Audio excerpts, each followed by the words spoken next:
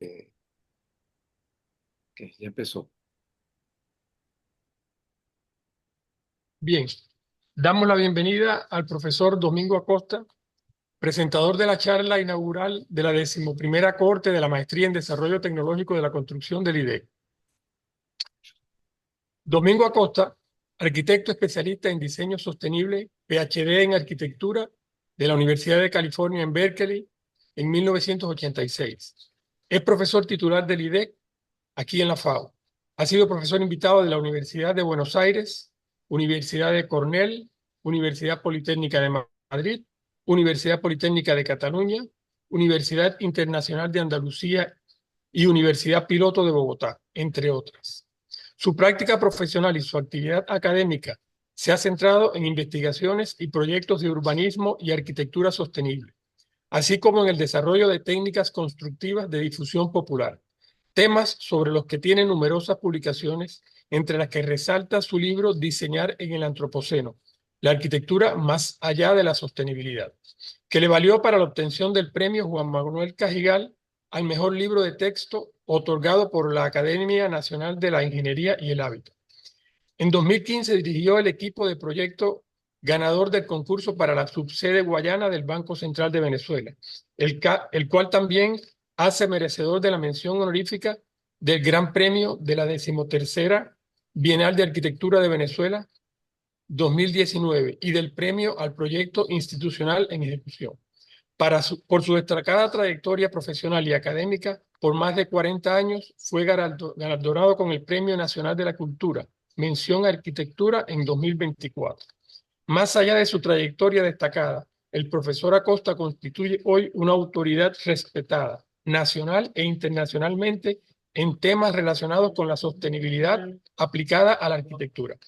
Para nosotros en el IDEC, y especialmente en este posgrado, es una referencia obligada en la orientación de nuestras investigaciones. Sus planteamientos y reflexiones estarán muy presentes en el enfoque de las asignaturas de esta corte de la maestría que hoy comienza, así como en los trabajos de grado que más adelante desarrollarán ustedes como parte de su formación como investigadores. Los invitamos entonces a escuchar con mucha atención la conferencia Arquitectura en el Antropoceno, visiones alternativas y disruptivas frente a la crisis ecosocial. Con ustedes, el doctor Domingo Acosta. Muchas gracias, profesor Hidalberto Águila. Muy amable esta invitación, con mucho gusto y mucho orgullo. Estoy de nuevo en mi casa, el IDEC, compartiendo con ustedes esta conferencia. Eh, Bienvenidos estudiantes, bienvenidos profesores, bienvenidos todos. Bueno, el título de la conferencia de hoy, como ya se dijo y está ahí, lo vemos en pantalla, es Arquitectura en el Antropoceno. En las visiones alternativas y disruptivas frente a la crisis ecosocial. Bueno, les voy a plantear algunas reflexiones sobre el papel de la arquitectura en la profunda crisis ecosocial que caracteriza el Antropoceno. El Antropoceno es esa nueva época geológica en la que la humanidad es la fuerza geológica dominante. Vamos a hablar un poco de esto también más adelante. Voy a argumentar que el desarrollo sostenible ya no es suficiente como paradigma y que debemos apuntar más allá de la sostenibilidad para forjar un futuro regenerativo. Al final, voy a presentar 5 visiones alternativas de la arquitectura y del hábitat que contribuyan a redefinir los límites del diseño sostenible. Pues primero vamos a hacernos unas preguntas. Como esta conferencia va dirigida principalmente a la nueva corte del posgrado y en la colaboración que tenemos los profesores alrededor del tema de la sostenibilidad, voy a revisar de dónde venimos, dónde estamos en este momento, hacia dónde vamos y hacia dónde deben orientarse los esfuerzos de la profesión frente a la crisis del antropoceno. Todo esto está basado en mi libro, preliminarmente en mi libro Diseñar en el Antropoceno, la arquitectura más allá de la sostenibilidad, que fue galardonado con el premio Juan Manuel Cajigal. Vamos a hablar de este libro, eh, pero también en cómo mis ideas han evolucionado desde la publicación de este libro. Cuando hablamos de la evolución del diseño sostenible, nos referimos primero, y está en el primer capítulo del libro, a la arquitectura bioclimática y los sistemas constructivos.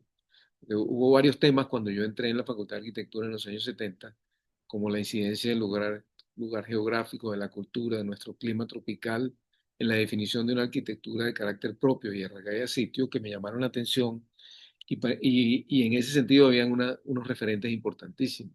Estaba Carlos Raúl Villanueva todavía vivo, el maestro, que es la gran referencia de la arquitectura moderna en el trópico.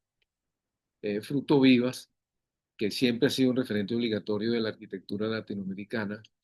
También convivíamos con el profesor Juan Pedro Osani, que nos hablaba del trópico, el lugar y sobre todo de la crítica, la actitud crítica frente a lo que ocurre en la arquitectura internacional y nacional. Y por supuesto nuestro instituto, que fue cuando se inauguró en el año 1975, que está cumpliendo este año 50 años, que es la investigación en tecnología de la construcción en el IDEC, que justamente el instituto se fundó cuando yo estaba entrando en la Facultad de Arquitectura. Eh, el clima, la arquitectura, la identidad cultural, Villanueva con sus publicaciones sobre el sentido de nuestra arquitectura colonial, la vivienda indígena, la casa colonial, la vivienda popular, eran referencias y lugares que visitábamos para entender, aprender un poco más lo que nos decían nuestros profesores en las clases. Pero, ¿qué es el diseño bioclimático? Esencialmente un diseño que responde al lugar, en el cual el clima moldea la respuesta de la arquitectura y no al revés, no que la arquitectura entonces moldea el clima, escondiéndose en fachadas de cristal y aire acondicionado. La relación entre confort térmico del ser humano, el ambiente, construir las condiciones particulares del clima local. Eso es lo esencial.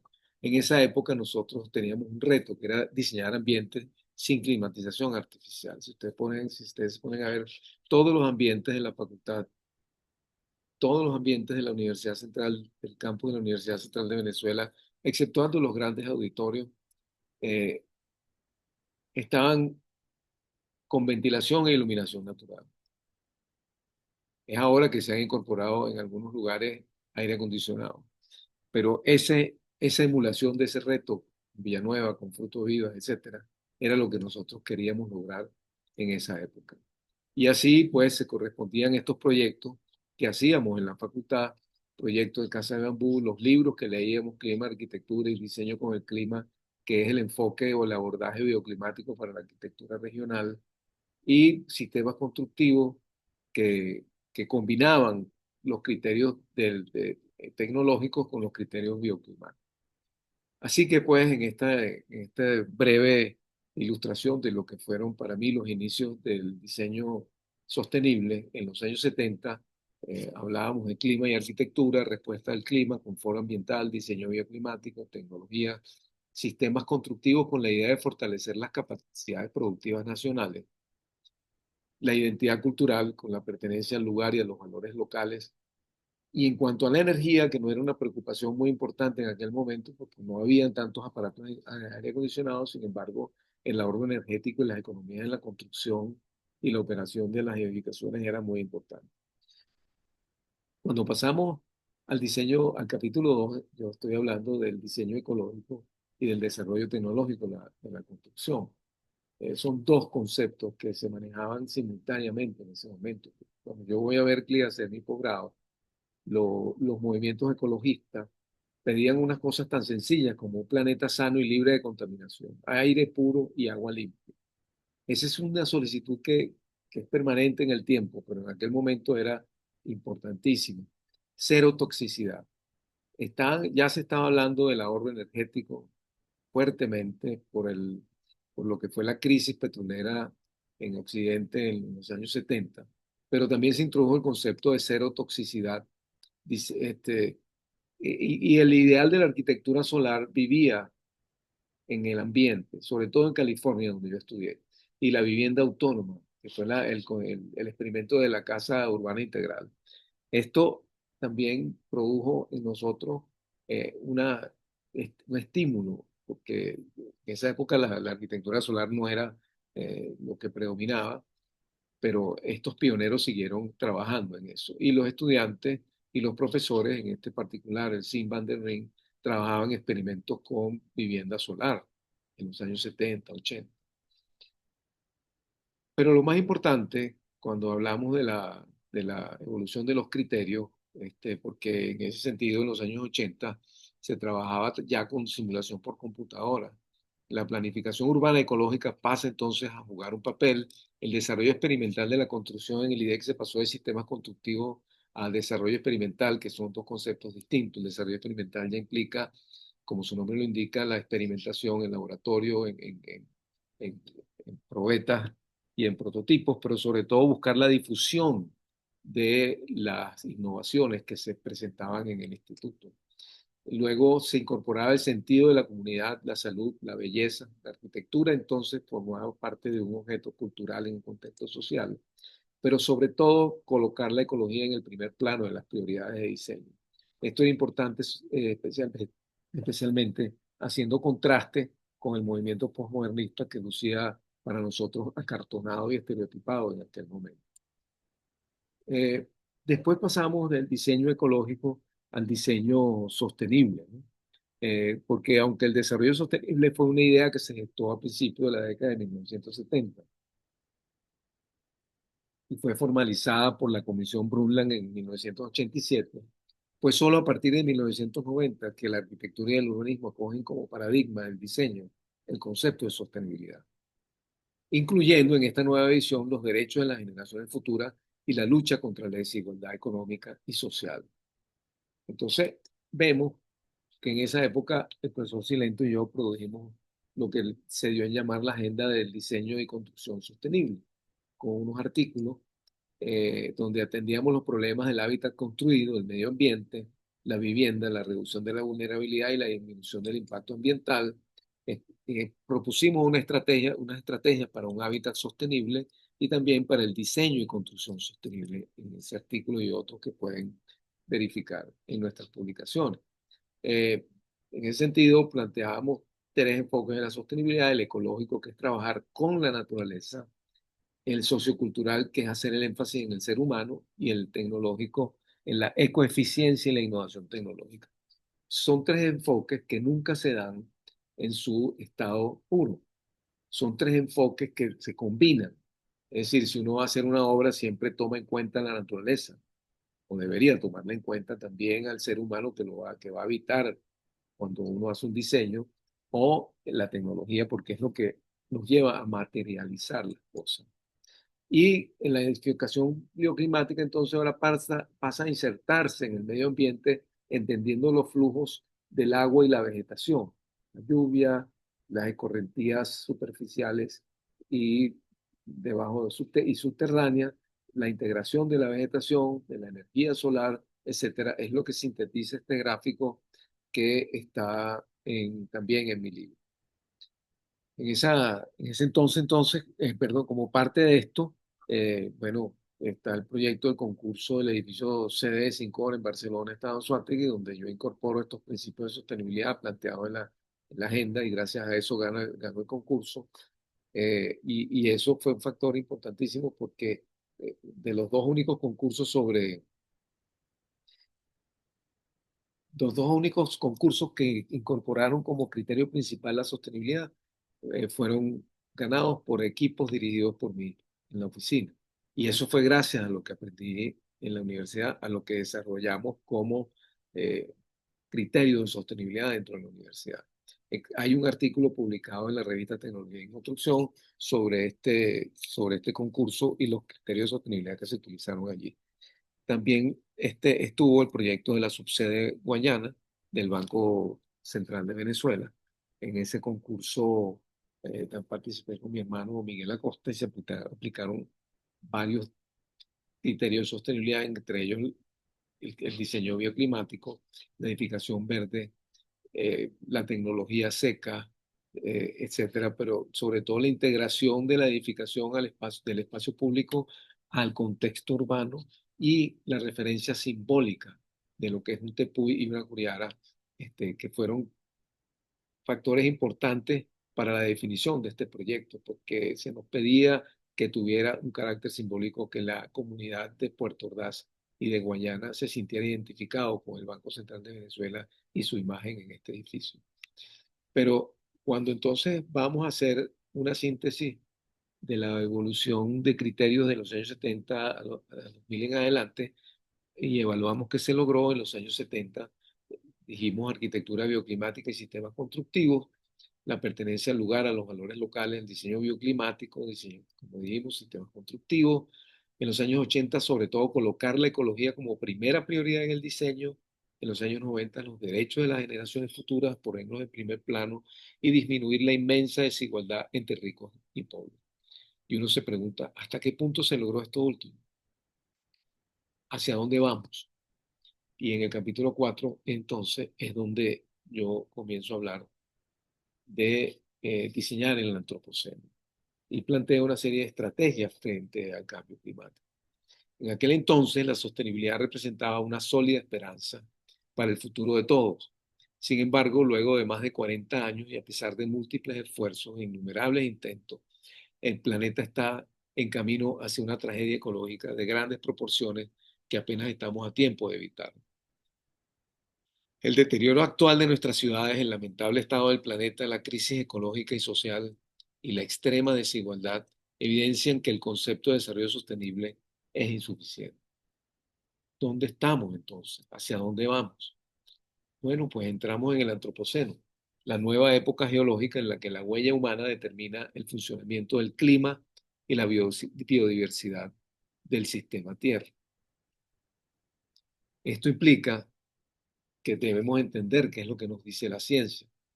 De haber un aumento de 1,5 grados centígrados de la temperatura global del planeta en relación a las temperaturas de la era preindustrial, deberíamos impedirlo, que eso ocurriera antes de 2030. Un aumento de 2 grados es un escenario inminente, ya estamos sobrepasando el 1,4, 5 grados en este momento, pero un aumento de 4 grados centígrados o más es un escenario catastrófico. ¿Qué consecuencias puede tener esto? Derretimiento de los polos, subida del nivel del mar, sequías, inundaciones, disminución en la producción de alimentos, migración y refugiados climáticos, pérdida de la biodiversidad y mucho más. Son cosas que leemos en la prensa, son en las redes todos los días y que ocurren constantemente y están presentes. Ahora, el obstáculo más formidable que se nos presenta es el crecimiento económico perpetuo indefinido. Esta visión moderna del desarrollo como progreso, como crecimiento económico perpetuo, ha fallado en sus intenciones de dar bienestar a la humanidad. El obstáculo más formidable que ha encontrado es el concepto, que ha encontrado el concepto de desarrollo sostenible. Ha sido el modelo económico basado en el dogma del crecimiento ilimitado y permanente del Producto Interno Bruto, como indicador del bienestar y progreso de una sociedad. Esta obsesión del crecimiento, combinada con el consumismo exacerbado, la quema indetenible de combustibles fósiles, la explotación implacable de los recursos naturales y la extrema desigualdad social, ha ocasionado impactos catastróficos cada vez más difíciles de reparar. Y como digo acá abajo, esa noción del progreso en la que la naturaleza está ahí para tomarla, es producto de la concepción dualista de naturaleza y sociedad como entidades separadas, en la que el ser humano explota implacablemente los recursos del planeta en su beneficio. Es decir, se trata de esa visión, como dije, que la naturaleza está ahí para tomar.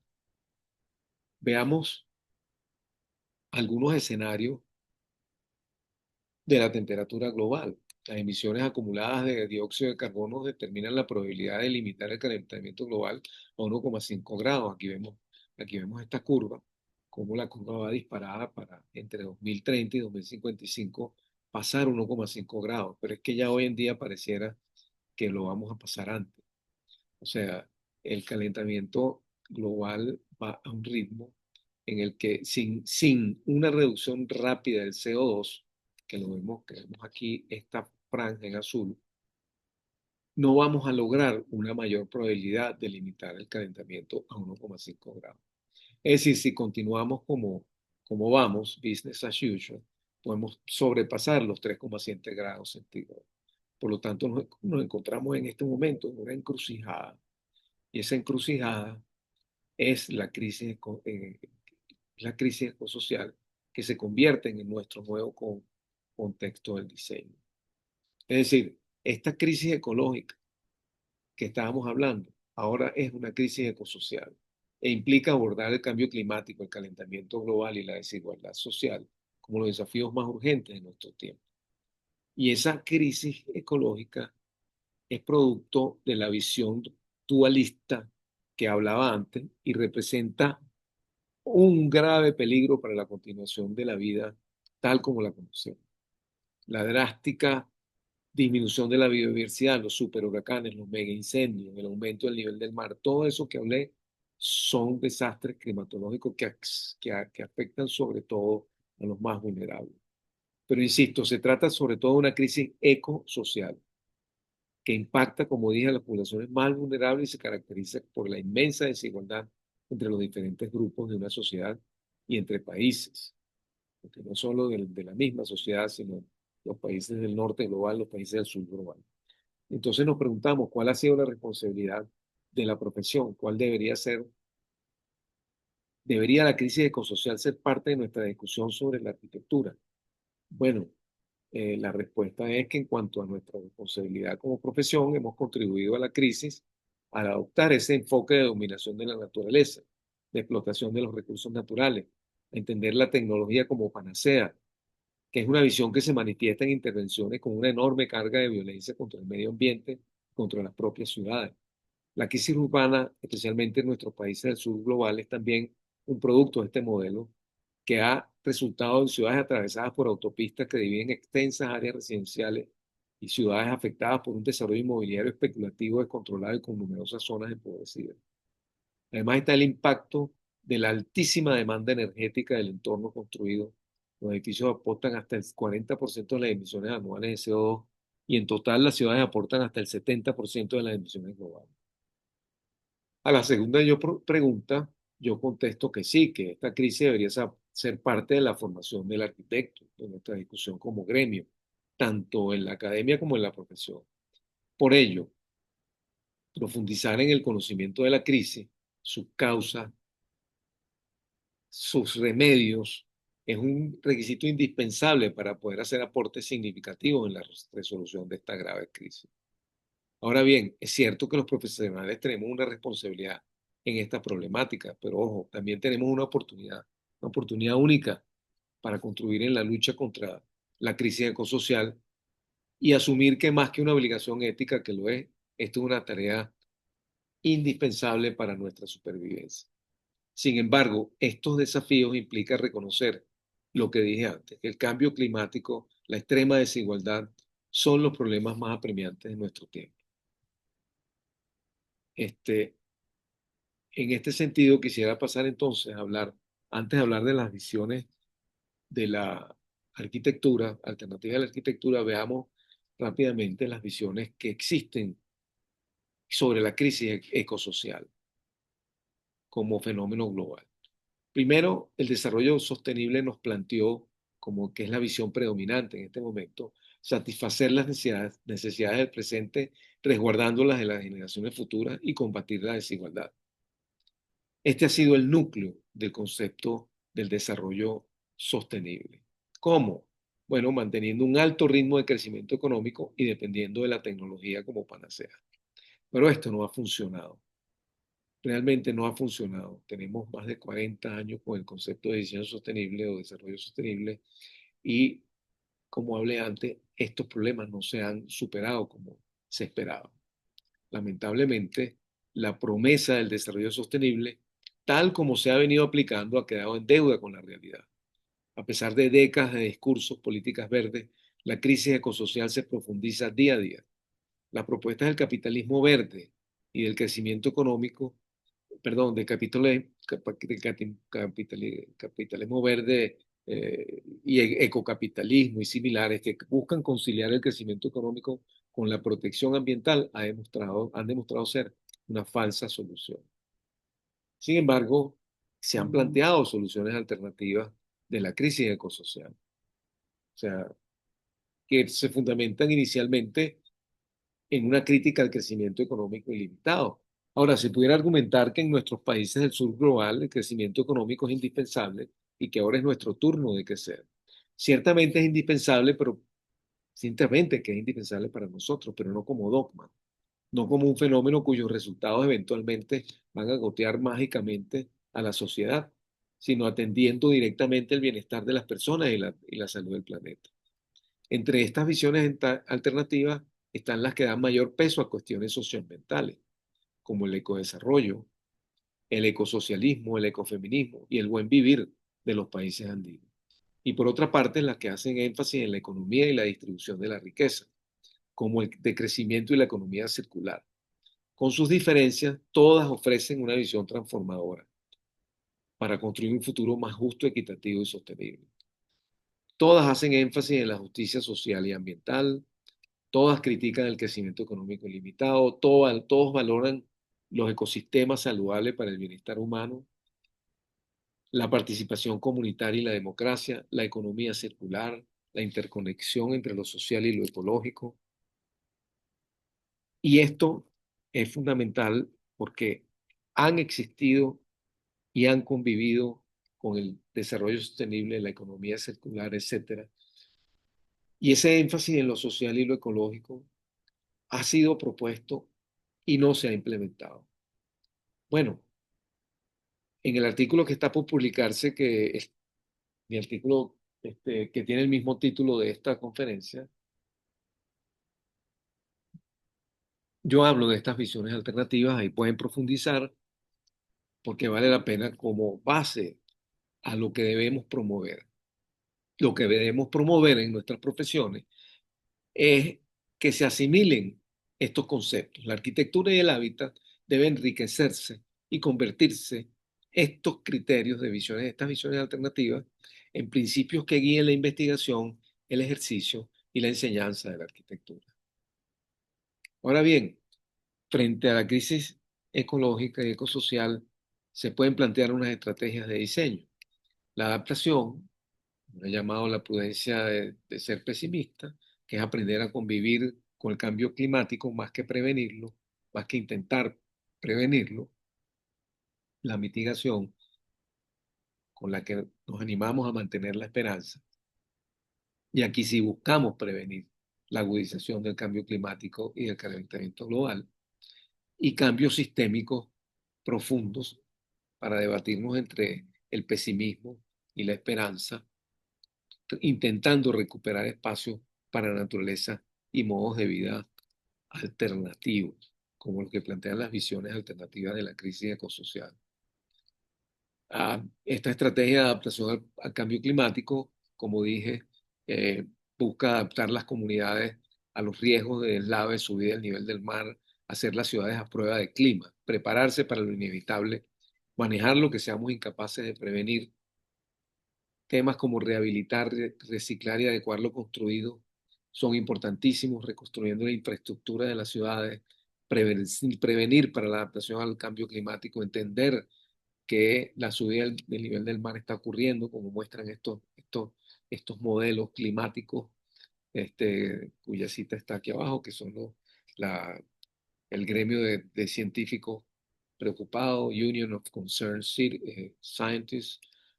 Podemos revisar ahí cómo en el tiempo, según el aumento de la temperatura global, este, partes del planeta van a quedar cubiertos, como puede verse aquí en las costas del lago de Maracaibo, en Tucacas, por ejemplo, en la zona de Falcón, y sin ir muy lejos, Pampatari por la mar, que también estarían amenazados por la subida del nivel del mar. En ese sentido, podemos mostrar algunas ideas de un artículo que yo publiqué también en los boletines de la Academia, el Boletín de la Academia Nacional de la Ingeniería del Hábitat, donde uno analiza los atractivos y potencialidades de un lugar histórico y un lugar turístico como por la mar, con sus playas, con sus lagunas, con sus ríos, con las posibilidades de hacer corredores verdes, etcétera, ¿no? Y entender cómo eso a su vez está amenazado por la subida del nivel del mar y los deslaves en los ríos que generan, por ejemplo, situaciones críticas que necesitan políticas de adaptación. Luego está la mitigación, que en la que nosotros buscamos eliminar las emisiones y revertir la acumulación de gases de efecto invernadero. Por una parte, debemos reducir las emisiones, limitando la demanda. Sin limitar la demanda exagerada y exacerbada, especialmente en Occidente, en los países más avanzados, las emisiones no van a reducirse. Impulsar la eficiencia energética allí, el diseño bioclimático sigue siendo una herramienta importantísima para esto. También la eficiencia energética de los equipos y participar en la transición energética, es decir, sustituir combustibles fósiles por energías renovables y limpias. Pero mientras sigamos con la irracionalidad energética en el diseño, por ejemplo, la trampa del aire acondicionado, diseñando edificios con fachada de cristal por imagen corporativa, pues tendremos más problemas y más consumo, porque mientras más calor hace, más se utiliza el aire acondicionado, y mientras más se utiliza el aire acondicionado, más calor se genera.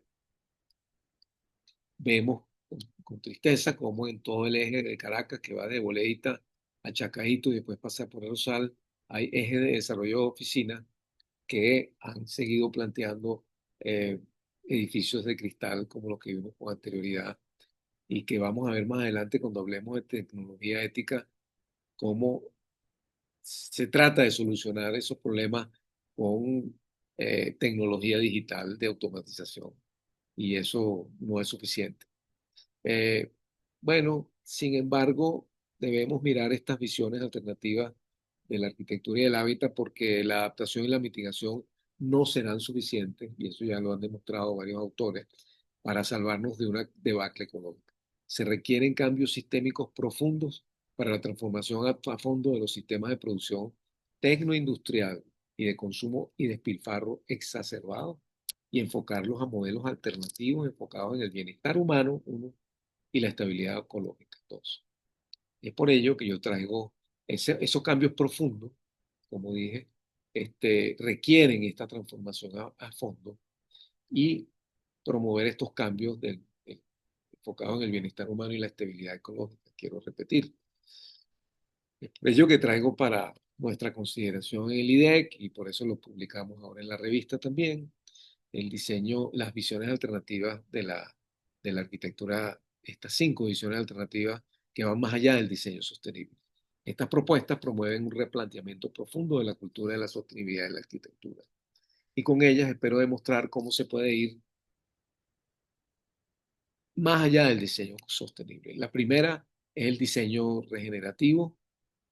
La segunda, la segunda es lo viejo es hermoso, rehabilitar lo construido, que después lo rebauticé como rehabilitación crítica, justicia climática en lo construido, una transición energética rápida y justa, sin espacio público no hay ciudad, y la última, tecnología ética o tecnología en contra, en contrapuesto a la tecnología como panacea. Bueno, comencemos con el diseño regenerativo. No se trata solamente de minimizar el impacto, que es lo que siempre escuchamos. Vamos a minimizar el impacto ambiental, vamos a minimizar el impacto de la contaminación. No, hay que ir más allá de la sostenibilidad y actuar con espíritu de reciprocidad e integración con la naturaleza y de regenerar el daño que se ha hecho.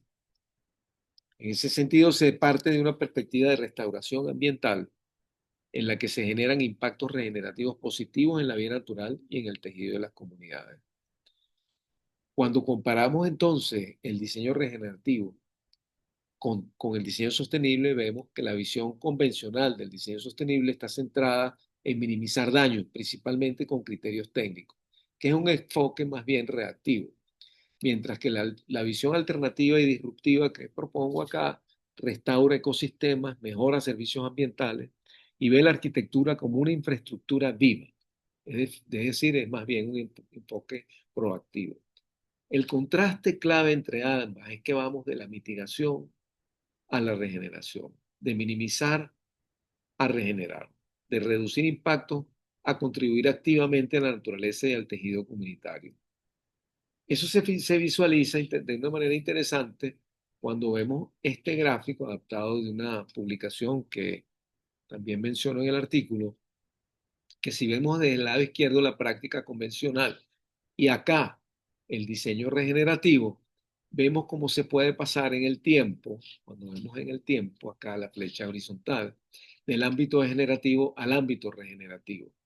La práctica convencional que busca solamente cumplir la normativa está en el ámbito degenerativo. Imagínense, o sea que si no se cumple la norma, estamos todavía ya en negro, aquí a la izquierda, del ámbito degenerativo. La arquitectura verde mejora, el diseño sostenible sostiene, mantiene, el diseño regenerativo busca restaurar, busca el menor consumo de energía, de recursos, busca regenerar realmente. Y hay muchas posibilidades de actuación. Está la integración de infraestructuras verdes, corredores verdes, diseño de espacios verdes y áreas naturales, techos y fachadas verdes, ciclo del agua y la vegetación, integrarlos dentro del proyecto, producir más agua y energía de la que se consume, programas de reinserción de flora y fauna, agricultura urbana y muchas más. El circuito verde que ha propuesto Alfredo Silento, nuestro profesor del Instituto para los 500 años de Caracas, son 500, 2067, no, 500 no, bueno, sí, 500 años que propone Alfredo Silento Sarte, están acá reflejados en este cinturón verde o circuito verde que va de este a oeste en la ciudad y va hacia el norte también. La crisis ambiental del lago de Valencia, que quizás, según el grupo Linoque, como vamos a ver, la crisis más importante ambiental de Venezuela es socioambiental, porque fíjense, estas son todas las ciudades que hay alrededor del lago de Valencia, y fíjense cómo el lago de Valencia ha inundado más más de 6.000 hectáreas en un sector donde viven más de 4 millones de habitantes. Es el problema socioambiental más grave de Venezuela y quizás de Latinoamérica. Vemos cómo este grupo de ciudades que están alrededor del lago de Valencia tienen este problema de concentración de aguas negras y de aguas residuales en el lago de Valencia del cual no se puede tomar el agua para potabilizarla y llevarla a estas poblaciones. Es un problema sumamente grave, sobre todo porque cerca de un 25% de las tierras del lago de Valencia tienen potencial urbanístico, pero más de la mitad tienen potencial agrícola y deberían ser declaradas como prioridad. Por eso es que se propone más bien regenerar suelos de vocación agrícola y no ocuparlos con desarrollo urbanístico, como se ha estado haciendo tradicionalmente. La recuperación de los centros poblados y las zonas de barrios espontáneos de estos pueblos, por ejemplo, como Huigüe, que está al sur del lago, debe ser la prioridad. Preservar los suelos agrícolas alrededor de los centros poblados, minimizar los nuevos desarrollos y sobre todo la recuperación hacia adentro de los centros poblados y las zonas de barrio, en vez de buscar el crecimiento hacia afuera, dentro, robando el espacio a los suelos de vocación agrícola. También está otro proyecto regenerativo importantísimo, que es el proyecto de saneamiento del río Guaire, su quebrada, como corredores verdes para Caracas. Es un proyecto que quedó inconcluso. Esta información, la fuente son el arquitecto Nelson Camacho y la arquitecta María Eugenia Colel, y fue propuesto por el Ministerio del Poder Popular para el Ambiente. Es un eje con corredores que examinaron la estructura urbana y todos sus usos en la búsqueda de ejes ambientales estructurantes que pudieran eh, contribuir al saneamiento del río Guaire y a la regeneración ecológica de las quebradas que le caen de norte a sur. Luego está la rehabilitación crítica, que es la siguiente visión alternativa. Siempre hemos hablado de la recuperación de la ciudad, de la recuperación de la construido. En este caso, proponemos que cada construcción existente se puede reutilizar, reinventar, darle una nueva vida, un nuevo propósito. Es decir, en lugar de demoler y construir nuevo, Esta visión propone dar una nueva vida a los edificios existentes y reconstruir la infraestructura de las ciudades.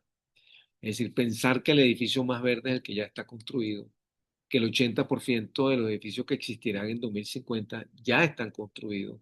Es decir, aquí hay un enorme mercado de trabajo y no vemos tanto en las facultades de arquitectura, en las escuelas, trabajando en rehabilitación, eh, en el entendido de que el 80% de los edificios que existirán dentro de 25 años ya están construidos y seguimos trabajando principalmente en construcciones nuevas. Prolongar la vida útil es fundamental, el edificio más sostenible es el más duradero. eh, y más vale de construir que demoler. De hecho, pensamos que la visión convencional que nos dice que la prioridad se le da a la nueva construcción impulsada por el que, más que nada, por intereses económicos y la cultura de lo nuevo, ¿no? Deberíamos enfocarnos principalmente en la rehabilitación del patrimonio construido para reducir residuos y preservar sobre todo la memoria cultural. De hecho, yo pienso, y no solo yo, hay mucha gente que propone que prácticamente no se debería construir nada nuevo. Esto es una afirmación polémica, especialmente de cara a nuevos desarrollos que pudieran considerarse necesarios. Pero vamos a ver un poco más adelante por qué. Y el contraste clave aquí es pasar de la cultura del descarte a la de la reutilización. Valorar lo existente sobre lo nuevo como principio ecopolítico, es decir, que tiene consecuencias en cómo se distribuyen los beneficios en la sociedad y también cómo se distribuyen los daños en una sociedad, la parte política. Por eso es que ya sabemos, y en esto sí se han hecho muchos trabajos y estudios, sabemos que el 50% de la población de Caracas y en muchas ciudades de Venezuela vive en zonas de barrios que ocupan, en Caracas particularmente, apenas el 25% de su territorio.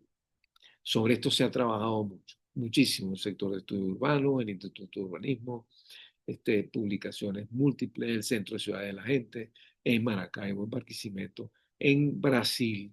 Esto se ha estudiado profundamente.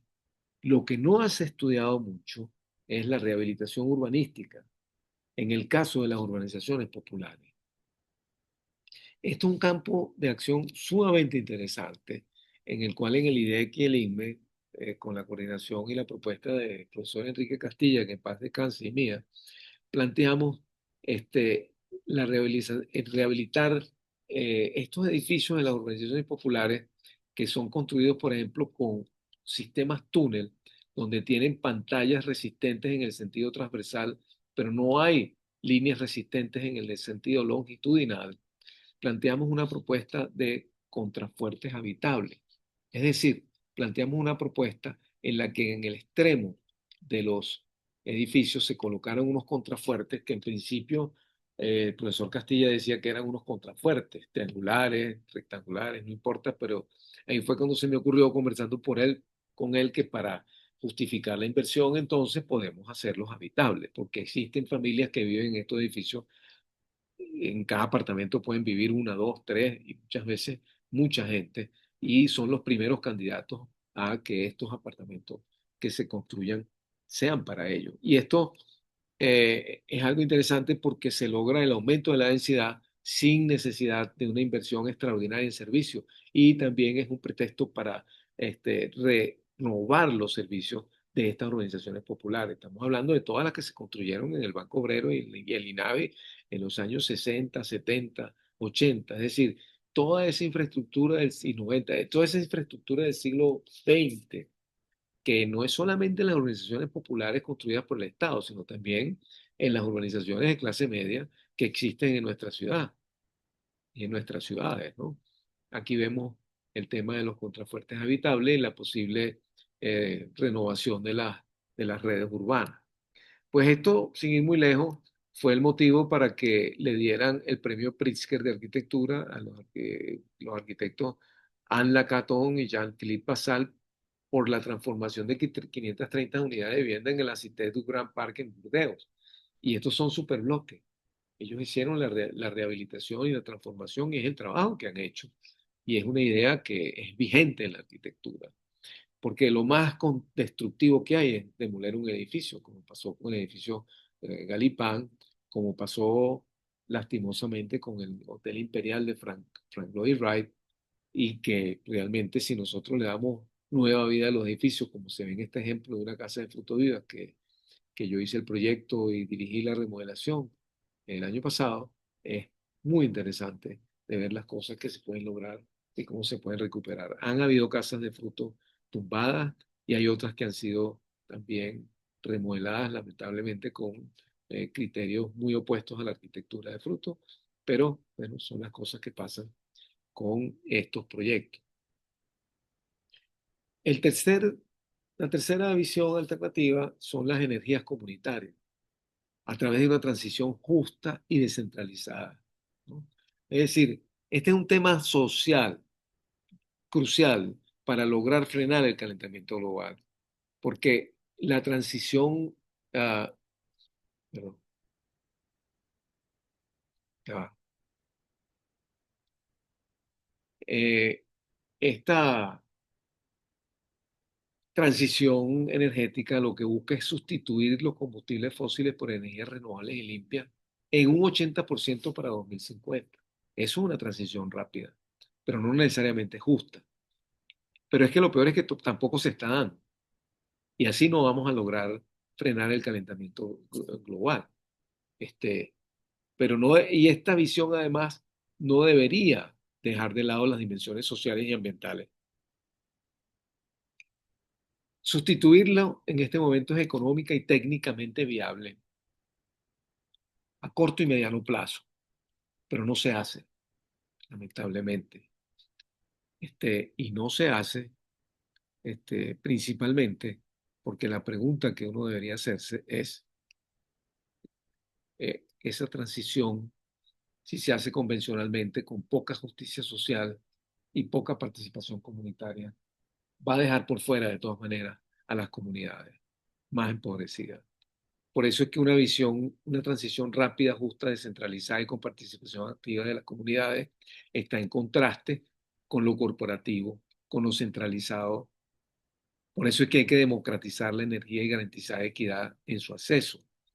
Este, las energías renovables descentralizadas y de producción local son imprescindibles. La disminución de la demanda también, porque si no, no disminuimos la demanda, ni, ni 1.000 millones de paneles ni 1.000 millones de baterías van a lograr cubrir la transición energética. La eficiencia energética en las edificaciones y en el medio ambiente debe promoverse, pero son las energías renovables descentralizadas y de producción local donde hay que enfocarse. Esto tiene unas distintas escalas de aplicación, edificios y conjuntos, escala urbana. Aquí el papel del arquitecto es importantísimo, también a escala regional, de gran escala. Está lo que llaman la, bueno, la agricultura voltaica o la agrivoltaica. Bueno, es una tendencia que hay de mezclar techos verdes con energía solar, los edificios de energía cero y la energía comunitaria solar descentralizada y dentro y fuera de las redes, ¿no? La energía solar flotante, eh, transporte asistido con energía solar, en el sentido de que mantienen a las personas comunicadas remotas. Pero lo que uno se pregunta es si todo esto es viable, ¿cómo es posible que la transición energética esté estancada? Claro, lo que ha pasado es que, fíjense, se han suspendido los subsidios, cae la ganancia y los proyectos no son atractivos para inversión. Pero ¿por qué se han suspendido los estímulos? Bueno, es una paradoja, porque lo que hemos buscado, que es aumentar la eficiencia de los sistemas, se ha logrado, o sea, los sistemas han aumentado su eficiencia en los últimos 15 años 10 veces. O sea, un panel que generaba 100 vatios hace 10, 15 años, que costaba una millonada, ahorita hay paneles de 600 vatios que nos cuestan más de $200.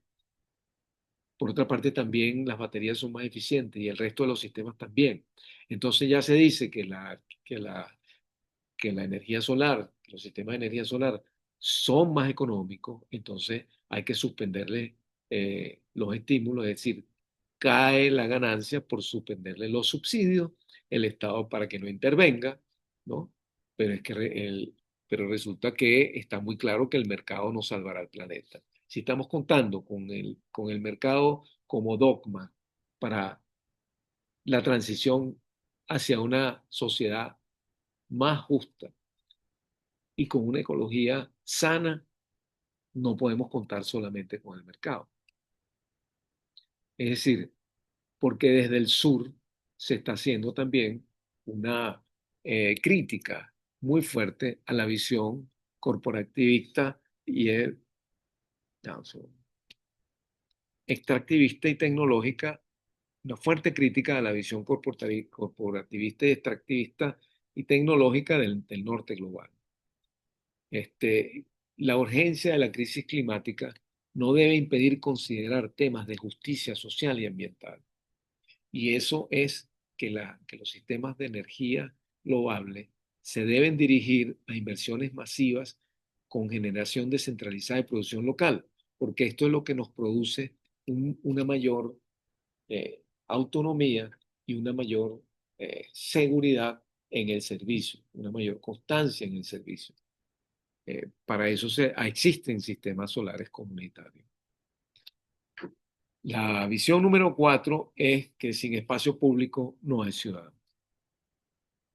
Se deben generar infraestructuras de cohesión ecosocial. La ciudad deseable, digo yo en el artículo, la ciudad deseable es una ciudad justa, sostenible, con espacios públicos y servicios de calidad. Es una ciudad con una respuesta clara al problema del cambio climático. Es una ciudad que vela por el bienestar de sus ciudadanos. El espacio público es la estructura fundamental que conecta e integra todos los espacios y actividades públicas y privadas de las ciudades. Y son para el ciudadano. Deben ser accesibles, disfrutables por todos, de forma gratuita y sin ánimo de lucro. Quien diga que hay que pagar para entrar a un espacio público, pues díganle simplemente que entonces ya ese espacio no es público. Ha sido privatizado y contra eso debemos luchar. El gran contraste que hay entre la visión convencional de la renovación urbana es que las ordenanzas de uso del suelo son las que dominan, fragmentando y privatizando el espacio público y fragmentando la ciudad.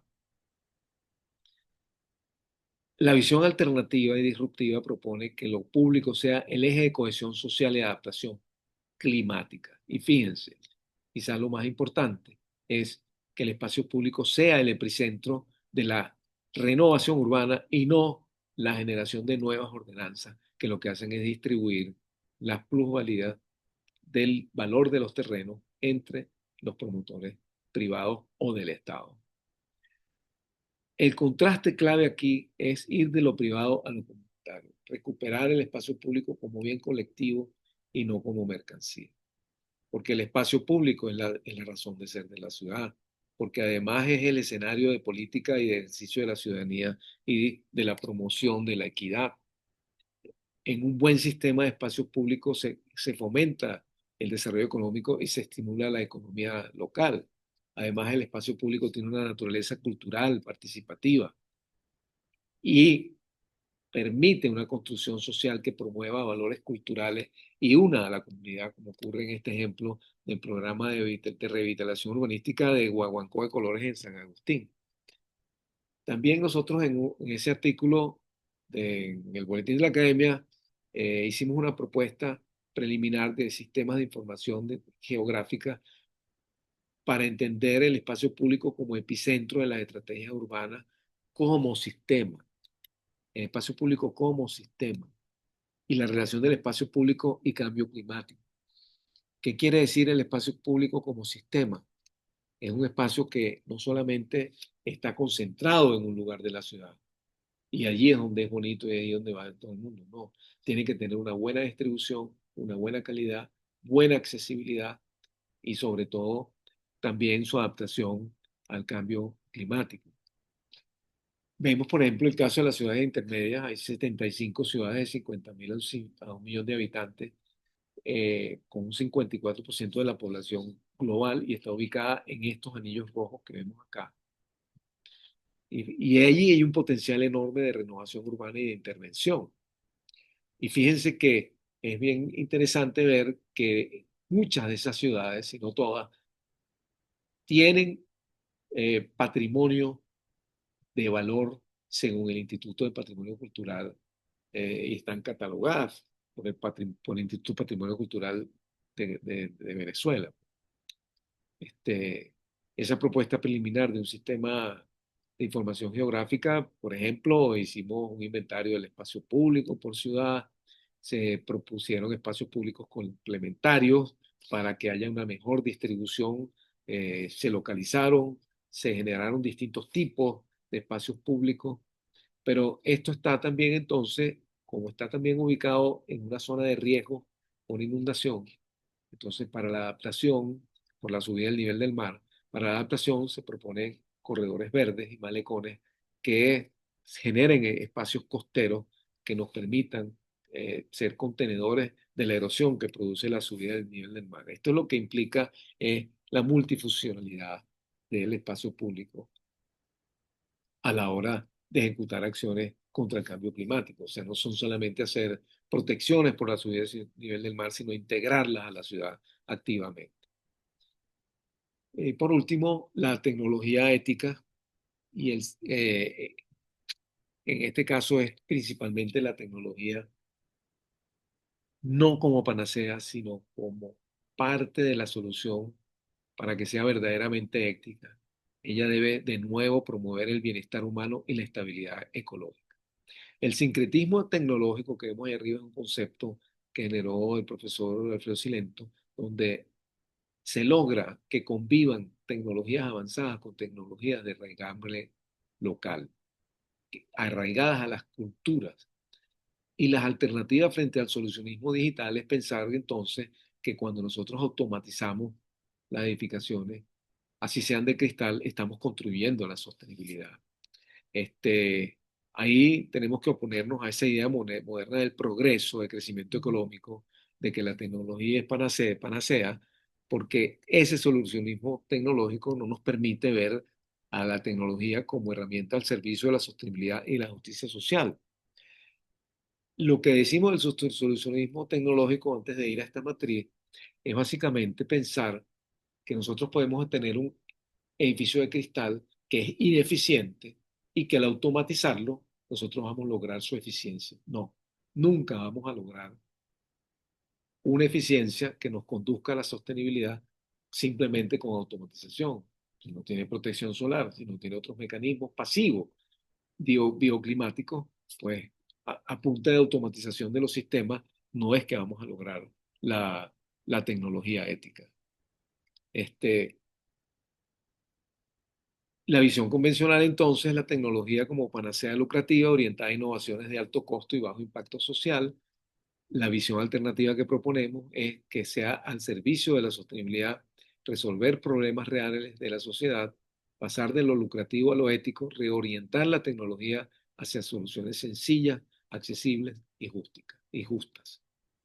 La tecnología ética vemos cómo resuelve problemas reales en contraposición a una rentabilidad inmediata, usa materiales locales y ciclos cerrados, en contraposición a depender de cadenas globales de materiales de alta tecnología.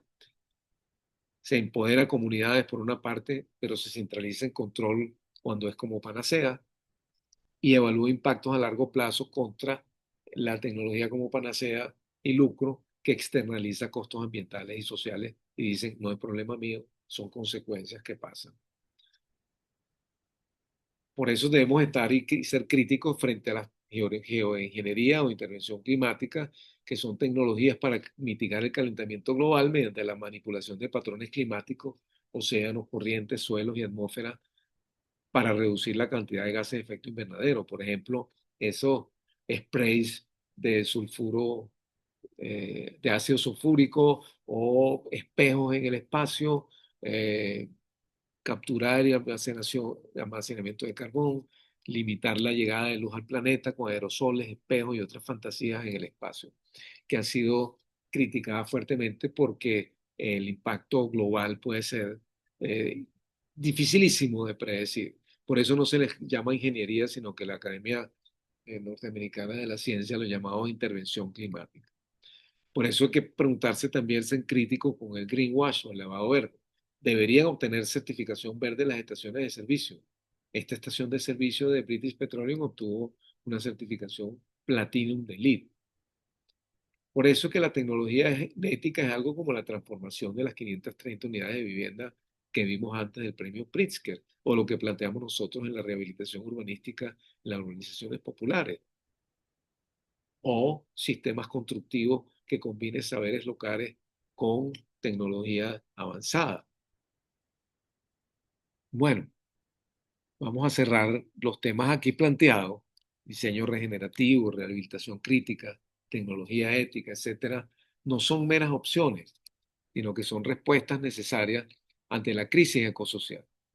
Como arquitectos, nuestro rol ya no puede limitarse a construir. Debemos reparar, reutilizar, democratizar, transformando cada proyecto en un acto de equilibrio entre lo humano y lo ecológico. Estas visiones exigen un compromiso práctico: priorizar lo existente sobre lo nuevo, lo colectivo sobre lo privado y la justicia sobre el lucro. Estos temas abren un amplio campo de búsqueda para la arquitectura del futuro, invitándonos a repensar nuestro rol en la construcción de un mundo más sostenible y equitativo. El futuro no se mitiga, se construye con decisiones radicales hoy. Los invito a que asumamos el compromiso con estas ideas, anticipando y desarrollando proyectos que respondan a estas visiones transformadoras.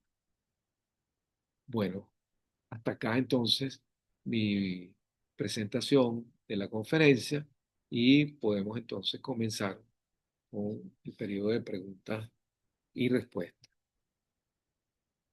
Bien, muchísimas gracias, profesor. Nos han llegado varias preguntas provenientes del público. Son varias y disímiles entre sí, por eso le propongo que las podamos responder una por una. Yo las Ok, enuncio y las respondo. ok. La primera pregunta dice, cuando usted dice que hay que ir más allá de la sostenibilidad y avanzar hacia el diseño regenerativo, ¿esto implica desechar el concepto de desarrollo sostenible? Bueno, buena pregunta, y es una polémica que ha existido en relación a estas visiones que yo he estado proponiendo, que como expliqué, no son mías, solamente hay un movimiento completo en Venezuela, en el sur global, en Latinoamérica y en el mundo, para ir más allá de la sostenibilidad. Pero avanzar más allá no implica desechar el concepto de desarrollo sostenible, más bien se trata de que sea una evolución necesaria y crítica de este concepto. Tal como lo conocemos institucionalmente, sigue siendo un marco vigente y valioso. La ONU y muchos organismos lo siguen utilizando. Ha logrado visibilizar la crisis ambiental y social, impulsa prácticas de eficiencia, eh, pero su modelo a menudo se enfoca en reducir el daño sin cuestionar esas bases del crecimiento ilimitado que hablé, y la tecnología como panacea, y muestra signos de agotamiento porque la crisis es muy grande. Entonces, el diseño generativo complementa y profundiza este enfoque y reconoce que ser menos malo ya no es suficiente. Se busca activamente, como dije, sanar y restaurar, eh, impacto neto positivo, la arquitectura como organismo vivo, eh, una comprensión profunda de la sostenibilidad para identificar y crítica también sus limitaciones, y construir a partir de allí, transformar procesos constructivos, urbanísticos. Bueno, no, la idea no es desecharlo, sino reinterpretarlo y llevarlo a un nivel superior y ser críticos con las certificaciones, ser críticos con su solucionismo tecnológico, y con todas las cosas que huelan a greenwash. Muy bien. La segunda pregunta dice, usted propone rehabilitar en vez de construir. ¿Se opone usted totalmente a nuevos desarrollos? No, no puede uno ponerse, no hay que ser dogmático, ¿no? Hay que tener cuidado con esto radical, pues, tan radical. Eh, pero defiendo que la rehabilitación crítica tiene que ser la prioridad como estrategia. Lo existente es un imperativo ético y práctico, fundamental para la justicia climática. Eh, por ejemplo, transformar edificios de oficina obsoletos o eh, viviendas asequibles o revitalizar centros históricos, eh, centros comerciales abandonados, convertirlos en lugares de uso mixto que incluyan asistencia social, parque, vivienda, atención a ancianos, etcétera, lo que se llamaba antes geriátricos, pues eh, puede significativamente reducir la huella y protegemos así el tejido social. Pero los nuevos desarrollos solo deberían considerarse cuando sean estrictamente necesarios y estén justificados por una demanda real. Un ejemplo puede ser que sí justificaría nuevas viviendas, es el de una comunidad agroecológica diseñada para recuperar suelos empobrecidos, como ocurre en toda Venezuela y en muchas partes del mundo, que la agricultura masiva y centralizada e intensiva generó suelos empobrecidos por tanto químico. Entonces aquí las nuevas viviendas bioclimáticas, de materiales naturales, etcétera, se integran con un propósito de mayor regeneración ambiental y social del territorio al tratar de recuperar el suelo, por ejemplo. También eso puede ocurrir a nivel urbano. Sí. La siguiente pregunta: ¿cómo podemos reimaginar la ciudad y el entorno construido para promover la regeneración? Bueno, ahí hay que trascender la sostenibilidad y buscar la vitalidad, la salud de los ecosistemas urbanos. La ciudad debe concebirse en ese sentido como un organismo vivo, diseñando infraestructuras verdes multifuncionales que restauren ciclos naturales, aguas, nutrientes, energía. Cuando digo multifuncionales, es que también sirvan para el disfrute ciudadano. Debemos fomentar biodiversidad nativa, producción local de alimentos, transformar espacios residuales en hábitat, huertos, crear entornos que aporten más de lo que consumen. Eh, ya hablamos de proyectos de corredores ecológicos urbanos, pero también se puede hablar de distritos productivos regenerativos, zonas urbanas donde la infraestructura integre producción de energía renovable, tratamiento de aguas residuales, humedales construidos, agricultura urbana a gran escala. Es decir, todas estas cosas que se han hablado en, mu- durante mucho tiempo, sobre todo a nivel de innovación en arquitectura paisajista, sobre todo en la interpretación del paisaje, son importantísimas para reimaginar la ciudad. Y la última: ¿cómo podemos diseñar edificios que sean a la vez energéticamente eficientes y culturalmente relevantes? Culturalmente relevante. Bueno, imagínense. La eficiencia bioclimática de las construcciones vernáculas y de las construcciones populares han sido demostradas en el tiempo. Y eso nos permitiría asociar una tecnología ética con la identidad local, identidad cultural local. Eh, Además del diseño bioclimático, utilizar materiales de construcción autóctonos con baja energía incorporada, reinterpretando tradiciones constructivas locales, por ejemplo, y combinarlo en sincretismo tecnológico con, con sistemas de construcción avanzados e incluso integrar soluciones energéticas eh, como sistemas fotovoltaicos integrados o también automatización de procesos, pero que no sea el sentido principal, sino buscar optimizar el rendimiento, la eficiencia y que además entre en un diálogo con la estética, con el contexto cultural del entorno.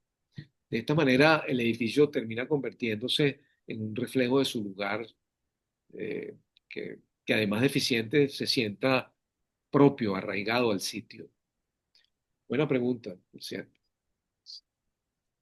Bien, no habiendo más preguntas, queríamos dar las gracias una vez más al doctor Domingo Acosta por su importante y esclarecedora, sobre todo, conferencia. Seguramente resultará muy útil para todos, en especial para nuestros estudiantes de posgrado. Gracias a todos por su presencia y tengan un excelente día.